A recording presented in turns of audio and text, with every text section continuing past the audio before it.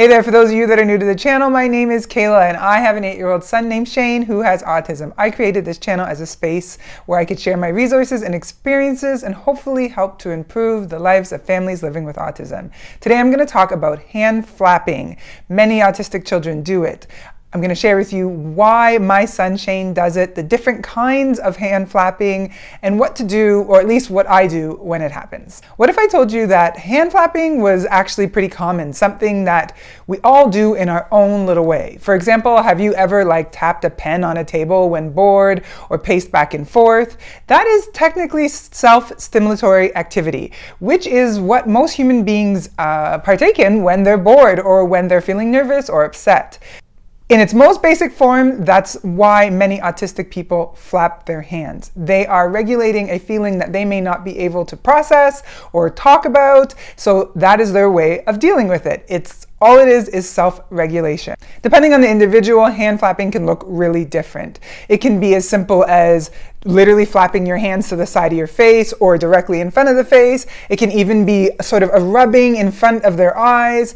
All of these things are a form of hand flapping. Every individual on the autism spectrum does this for different reasons.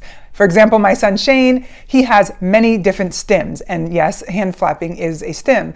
He will hand flap when he's super excited or nervous about something. My son also jumps up and down and hums for the same reasons, and he says, just do, when he wants to sort of avoid a situation like brushing his teeth. Those are all stims, and they are all done as a way to self-regulate and to manage his emotions and his feelings that he may not be able to express in the moment. That is why many kids and even autistic adults will do their form of hand flapping. Again, whether it's directly in front of the face, to the side of the face, something like this. I know some kids even just really extend their fingers aggressively.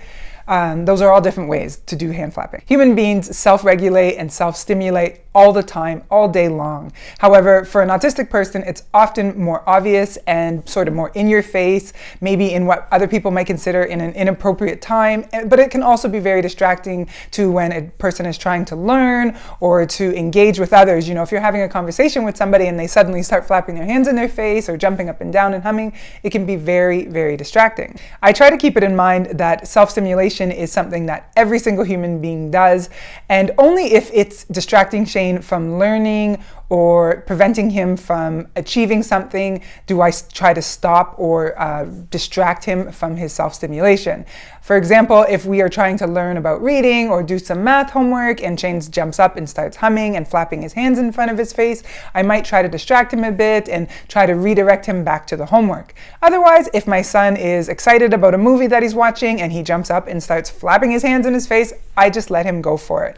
Of course, every situation is different and you have to know the person, but remember, it is a normal activity, and for an autistic person, it's a normal activity, but it's also very necessary because they can't often tell you how they feel and they can't often express, so therefore their form of self-regulation is really integral to them relaxing and feeling like themselves. I think the biggest takeaway from this video is self-stimulation is normal, and if your child isn't hurting themselves or distracting themselves from something else, go ahead and let them stim. Let them flap their hands if it makes them feel better. If they're doing it because they're excited, bored, happy, sad, whatever, allow them to do it as long as they're not hurting themselves. Hope you found this video helpful. If you did, please give it a thumbs up. I post videos on Wednesdays and Sundays. Hit the subscribe button to find out what's coming next.